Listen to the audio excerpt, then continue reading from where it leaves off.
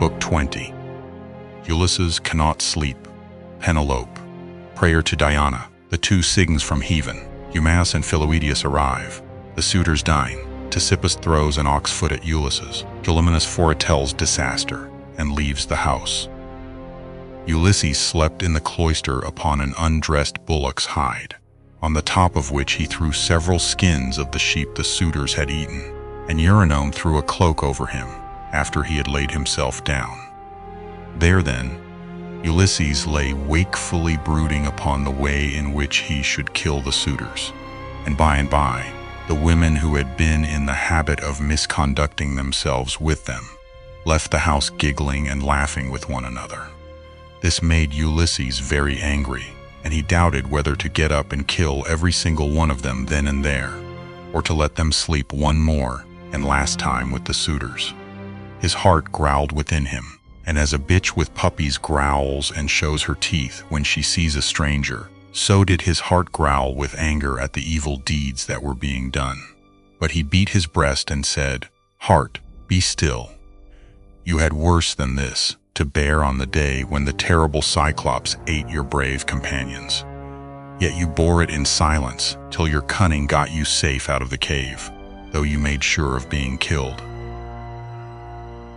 Thus he chided with his heart and checked it into endurance, but he tossed about as one who turns a paunch full of blood and fat in front of a hot fire, doing it first on one side and then on the other, that he may get it cooked as soon as possible. Even so did he turn himself about from side to side, thinking all the time how, single-handed as he was, he should contrive to kill so large a body of men as the wicked suitors. But by and by Minerva came down from heaven in the likeness of a woman, and hovered over his head, saying, "My poor unhappy man, why do you lie awake in this way?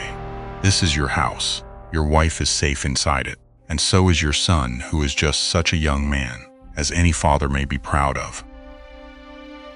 "Goddess," answered Ulysses, "all that you have said is true, but I am in some doubt as to how I shall be able to kill these wicked suitors single-handed, seeing what a number of them there always are.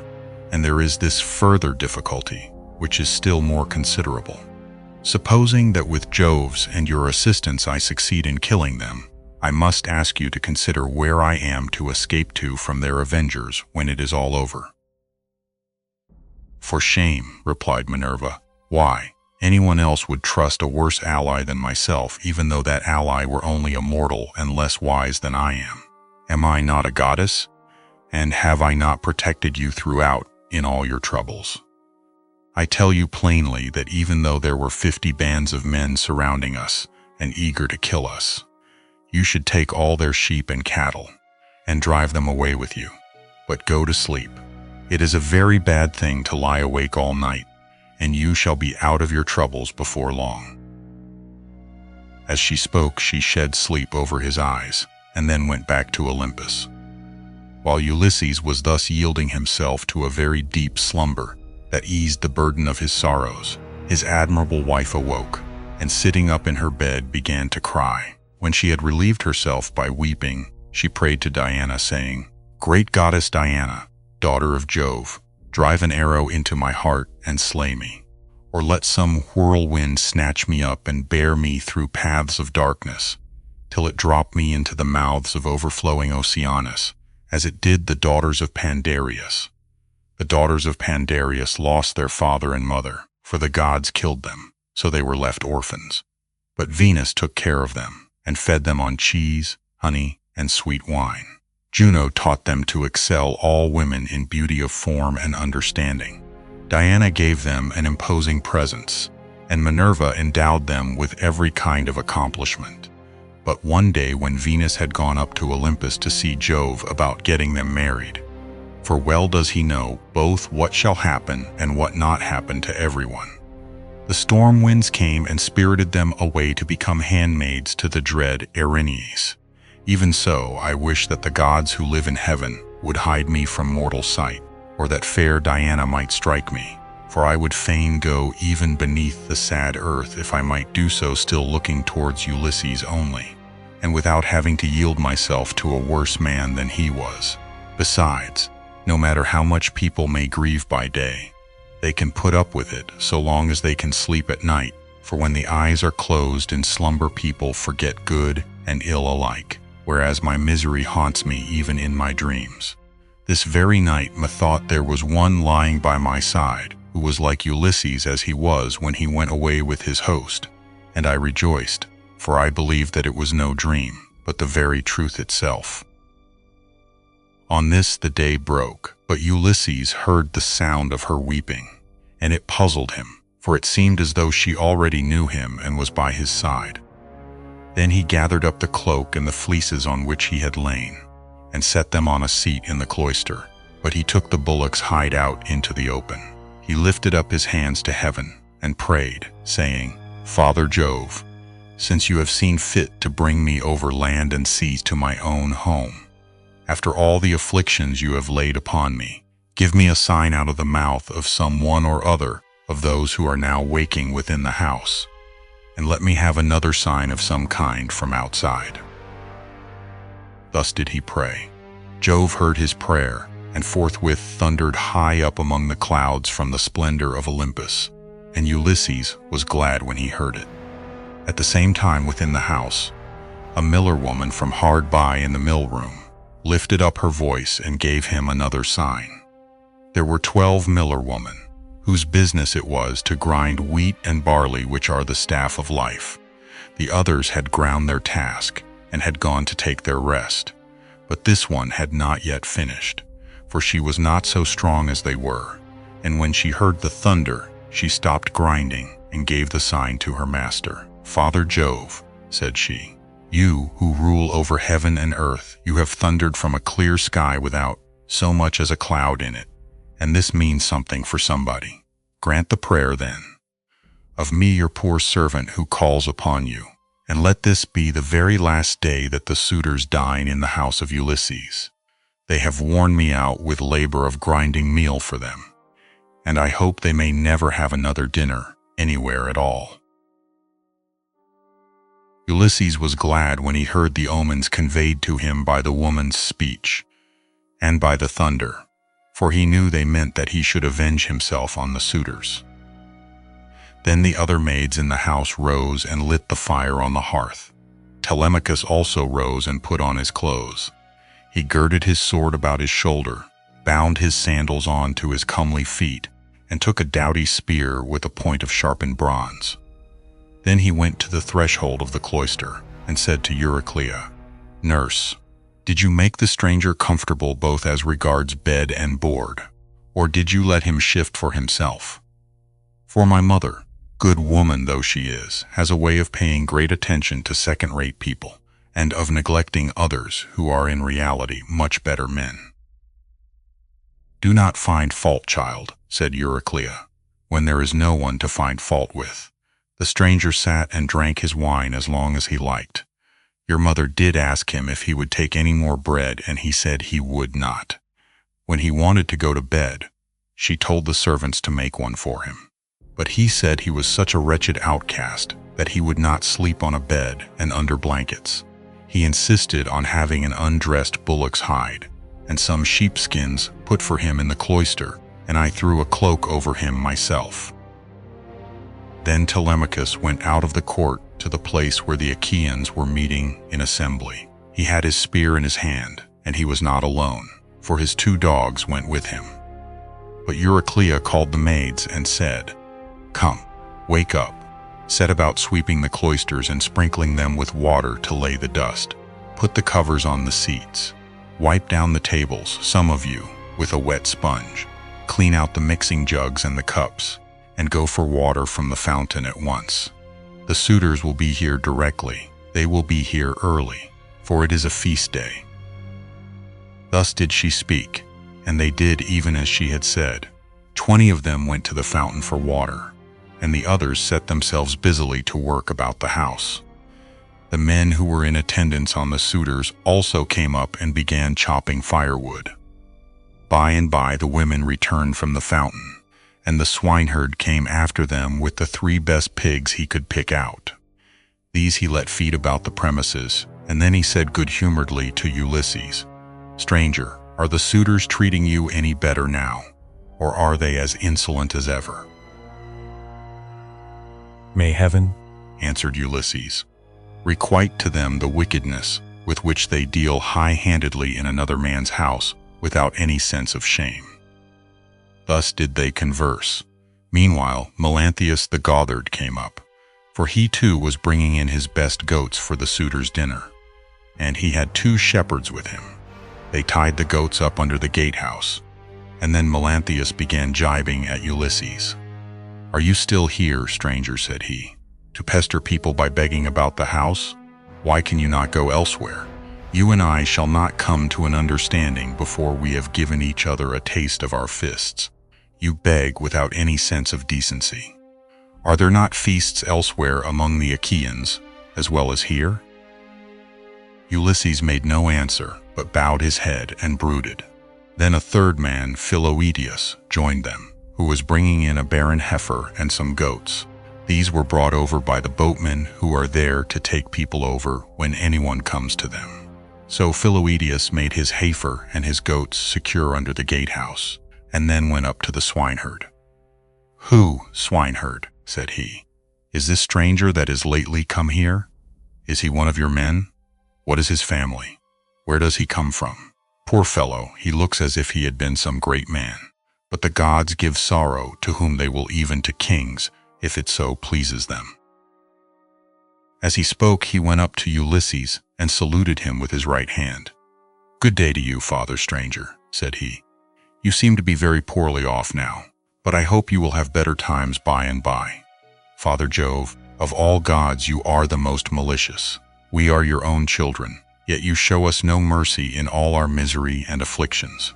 A sweat came over me when I saw this man, and my eyes filled with tears, for he reminds me of Ulysses, who I fear is going about in just such rags as this man's are, if indeed he is still among the living. If he is already dead and in the house of Hades, then alas for my good master, who made me his stockman when I was quite young among the Cephallenians. And now his cattle are countless.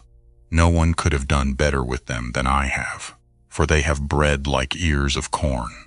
Nevertheless, I have to keep bringing them in for others to eat, who take no heed to his son though he is in the house, and fear not the wrath of heaven, but are already eager to divide Ulysses' property among them, because he has been away so long. I have often thought, only it would not be right while his son is living, of going off with the cattle to some foreign country. Bad as this would be, it is still harder to stay here, and be ill-treated about other people's herds. My position is intolerable, and I should long since have run away, and put myself under the protection of some other chief, only that I believe my poor master will yet return, and send all these suitors flying out of the house."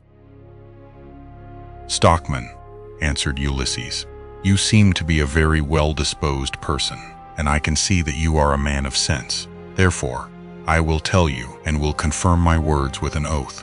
By Jove, the chief of all gods, and by that hearth of Ulysses to which I am now come, Ulysses shall return before you leave this place. And if you are so minded, you shall see him killing the suitors who are now masters here." "If Jove were to bring this to pass," replied the stockman, "you should see how I would do my very utmost to help him." And in like manner Eumaeus prayed that Ulysses might return home. Thus did they converse.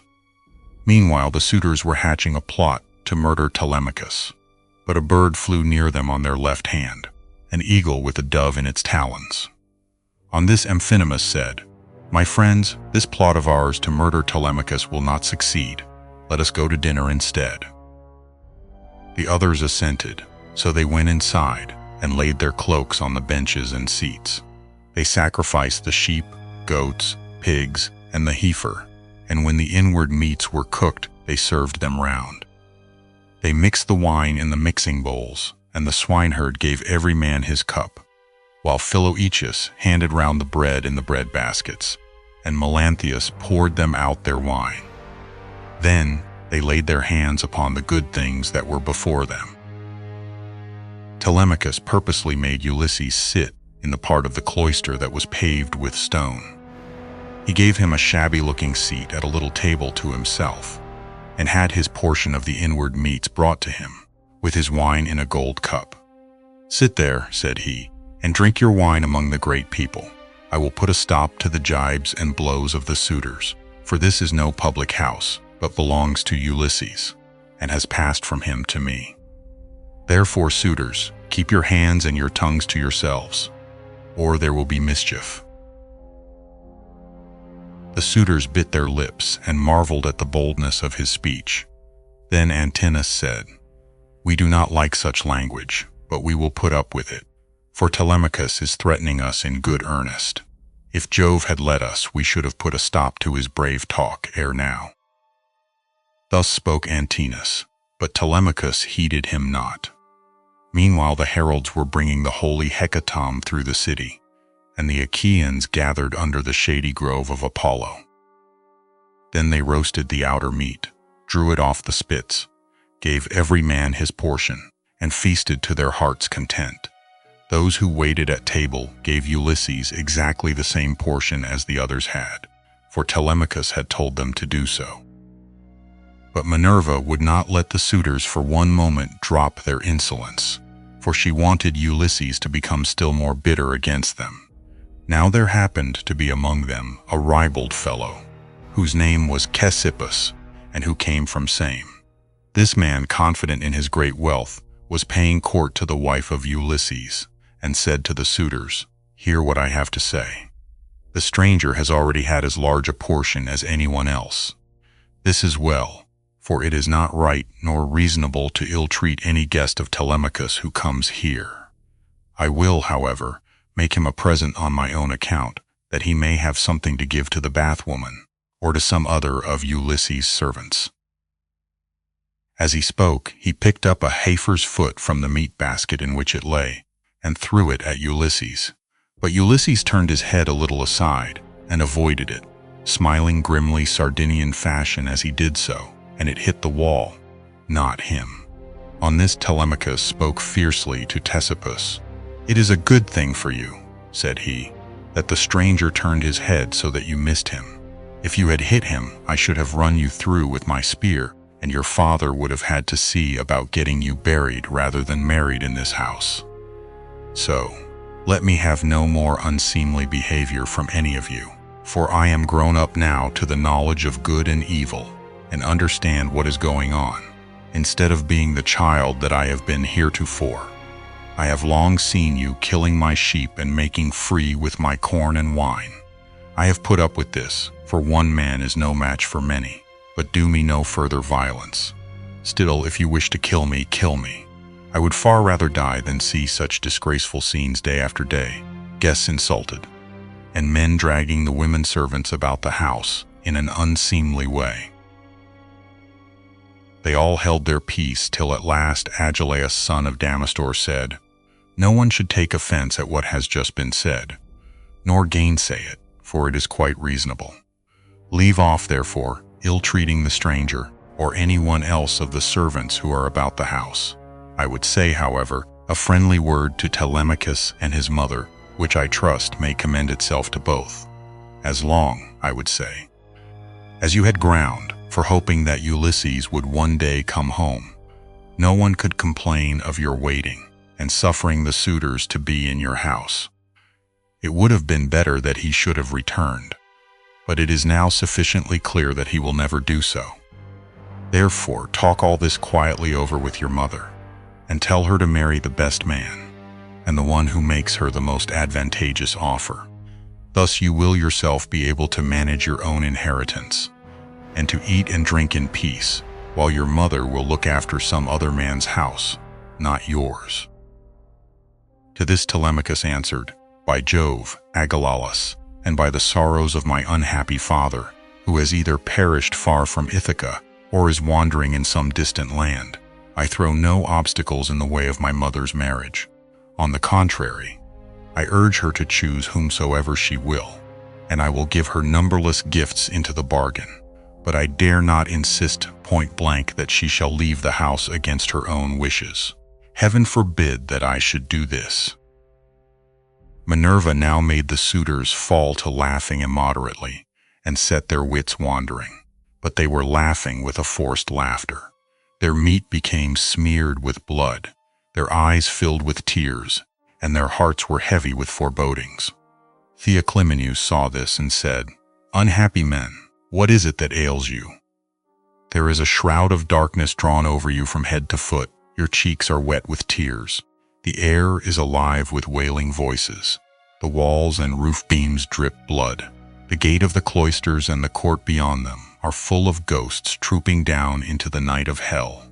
The sun is blotted out of heaven, and a blighting gloom is over all the land." Thus did he speak, and they all of them laughed heartily. Eurymachus then said, "This stranger who has lately come here has lost his senses. Servants, turn him out into the streets, since he finds it so dark here." But Theoclymenus said, "Eurymachus, you need not send anyone with me. I have eyes, ears, and a pair of feet of my own, to say nothing of an understanding mind. I will take these out of the house with me, for I see mischief overhanging you, from which not one of you men who are insulting people and plotting ill deeds in the house of Ulysses will be able to escape." He left the house as he spoke, and went back to Piraeus, who gave him welcome. But the suitors kept looking at one another and provoking Telemachus by laughing at the strangers. One insolent fellow said to him, "Telemachus, you are not happy in your guests. First you have this importunate tramp, who comes begging bread and wine, and has no skill for work or for hard fighting, but is perfectly useless. And now here is another fellow, who is setting himself up as a prophet. Let me persuade you, for it will be much better to put them on board ship, and send them off to the Sicels to sell for what they will bring." Telemachus gave him no heed, but sat silently watching his father, expecting every moment that he would begin his attack upon the suitors.